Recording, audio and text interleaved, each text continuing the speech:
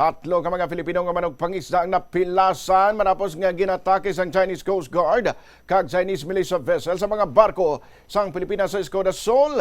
Ginpahayag sang Philippine Coast Guard nga yara sa 20 ka mga Filipino fishing boats ang yara sa sulod sang Iscoda Sol sang gintarget ini sang China Coast Guard vessels. Pinaagi sa pagbomba gamit ang water cannons.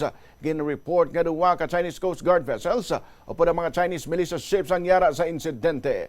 Sunod sa Philippine Coast Guard, duwang ka barko sa Pilipinas ang tuman nga naguba bangod sa kabaskugon sang bugas sang tubig halin sa water cannon sang Chinese Coast Guard.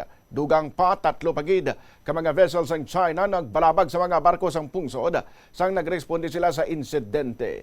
Gilay naman nga ginatagan sa nagakaigo nga medikal nga bulig ang tatlo ka manugpangisda nga napilasan. Para nga ginamonitor sang Philippine Coast Guard ang sitwasyon sa lugar samtang ginpanawagan nila ang pagrespeto sa soberanya kagatungdanan sa mga manugpangisda nga mga Pilipino.